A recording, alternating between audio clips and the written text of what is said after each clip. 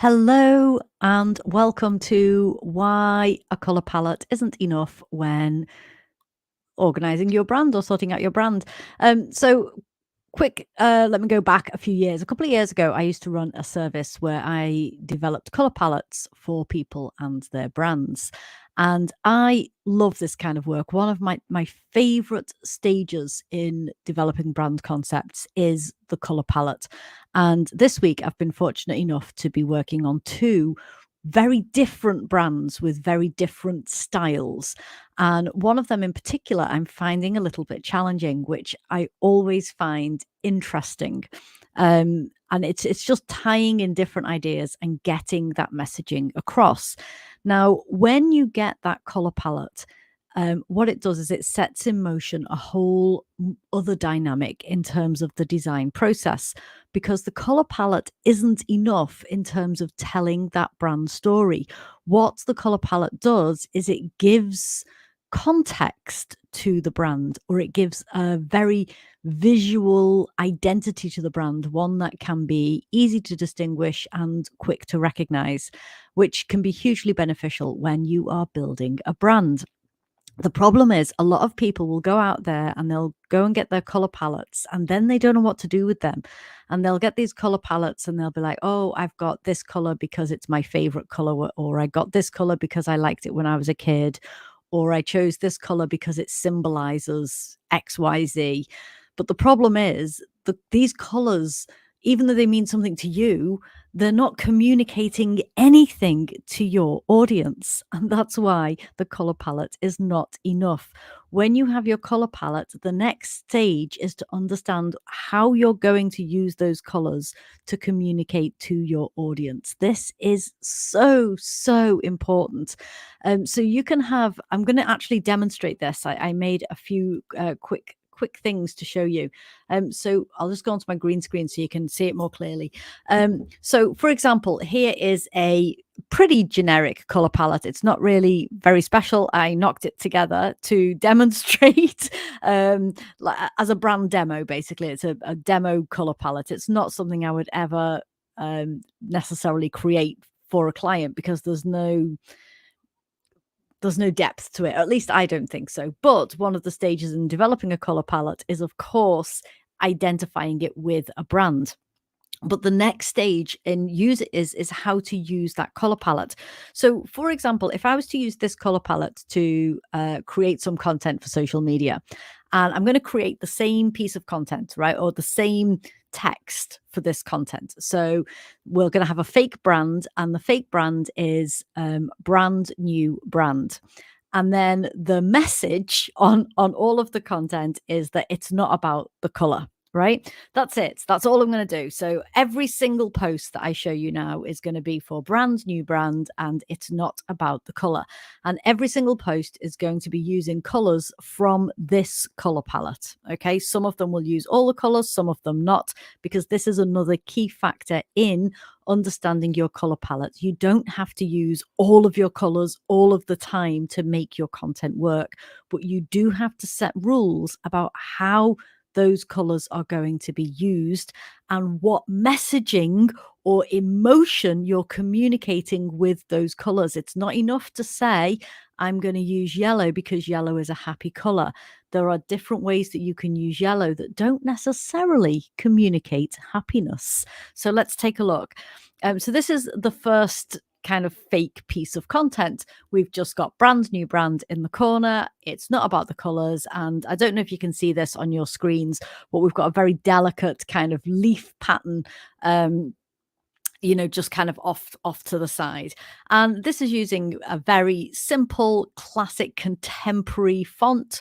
And what it does is it sets the tone that this is maybe a brand that is slightly elegant, possibly a little bit expensive. It's certainly not. It doesn't communicate cheapness, and we don't necessarily know what this brand is selling, but that doesn't matter, because what it's doing is it's communicating an emotion right now. It's giving us information about the kind of brand it is, right? So the other stuff, the product information or the service information, that can be included in other posts, or you might include it with the copy with this post, or you might actually have a picture of it, or maybe the text would actually tell you a little bit more information than what I've got currently going on here. Remember, this is just a demonstration. So again, using the same brand colors and the same text, you can have this piece of content. Now, I'm hoping that you can see quite clearly that this one and this one have very different feelings about them. This one's more rustic, it's more kind of handwritten, it's not so curated, it's got a kind of crumpled paper feel, a hand-drawn feel. It still uses exactly the same color palette, but it's got a very different vibe. Right now, part of that is because it uses a different font. So one of the key things that you need to be doing when looking at building your color palette is looking at how it's going to be working with the typefaces that you're going to be using in your brand, because it will make a massive difference to how those words are interpreted. If you're reading here, it's not about the colors, and you read it's not about the colors here, they have a very different feeling about them. And most of those emotions or feelings will be subliminal. And you may find that you are drawn to one particular design over another. And that's basically because it's appealing to you, right? It's not because one is better than the other. It's not because one is nicer than the other. It's because one appeals to you more. So you are more likely going to read the content associated with that. So the greater understanding you have of your customers and what appeals to them will give you information about how to use those colors. Now, again, this one's got a kind of papery feel. It's quite crumply, whereas this one is much cleaner and much more classic, giving a very different vibe and appealing to very different people, but the same color palette. Now, let's do this again. Same color palette, same text. And we've got it's not about the colors with a kid on a skateboard and a rocket in the sky and a moon, right? And again, we've got this time the text is in all caps. It's used as a headline. We've added some curvature to the colors to give it some character. It's got a very funky, kind of slightly surreal, playful vibe to it, but it's also still quite clean with a lot of space. And this is obviously going to be appealing to a very different audience to this one or this one. Do you see what I mean? So every time you look at your color palette, you still have to be choosing, how am I going to use these colors? What fonts am I going to be using them with? What kind of imagery am I going to be using with these colors? Here's another example. Same color palette, exactly the same color palette. Here's that color palette again. And if you look on this one, we've got the green here, but here the green is much more dominant, right? So these are creative decisions that you can be making, or you can be making with your designer, your graphic designer, or me, if you want to hire me. And you can be making these decisions about how to use those colors. And once you've made those creative decisions, everything becomes easier. You don't have to keep reinventing the wheel every time you want to make a new piece of content. It's one of the reasons Postergrid works so well. We basically make all the decisions in advance, so you don't have to keep making them every single time. Let's have another example. So here's another example. This one is kind of not necessarily futuristic. It's digitized, right? Not necessarily futuristic, analog digital. I don't quite know how you describe that one. But again, we've just got a very different feeling about it, right? If we look at, I mean, this one here, so this is an interesting one because this is back to the kind of black, dark background. And this one is a black, dark background. But again, they are very different brands and they are communicating something very, very differently. So it's all about how you use those colors, what kind of typefaces you're using. It's going to communicate something very differently. Let's have a look at another example. This one again, same color palette. This time just going for that clean white background with some geometric patterns on the side and the same text. It's not about the colors, but using a very contemporary kind of hairline type font, which gives a really clean, kind of decluttered vibe about the content. And this is going to be appealing to a very different audience to this or this or this or this. You see, or let's go back to that first one as well. So again, it's just giving these different ideas, these different kind of feelings about the content. Here's another one. I just knocked that one up because I wanted to try and use a rounded font. And again, it's just, it's a little bit abstract. And again, very different. Again, let's go to these dark background ones. Dark background, dark background, dark background, all with the same color palette, all with the same text. But every single one of them looks like a different brand. I really hope that you can see this. It's so important. And once again, another fake piece of content, same text, same message. This one, the name of the brand is more important than the message. It's not about the colors. And here we've got again, it's just a very more vibrant, more energetic kind of feel with exactly the same color palette. Okay, so exactly the same. I think that's it. Yes, it is. So we've got this one with the green background, this one with the green background. We've got the dark purple background, the light purple background, the white background, and some black backgrounds. And every single one of them is completely different to the others, but they use the same color palette. So if you have a color palette and it's not working for you and you don't know how to make it work, it's quite possible that you still need to be working on what your brand is about, what your brand message is about. This is what content branding is for. It's about understanding those creative decisions that you're making when styling your content. And it's one of those processes that evolves over time. You make all these creative decisions, and for 3 to 6 months, maybe 12 months, maybe even 18 months, those decisions will hold fast.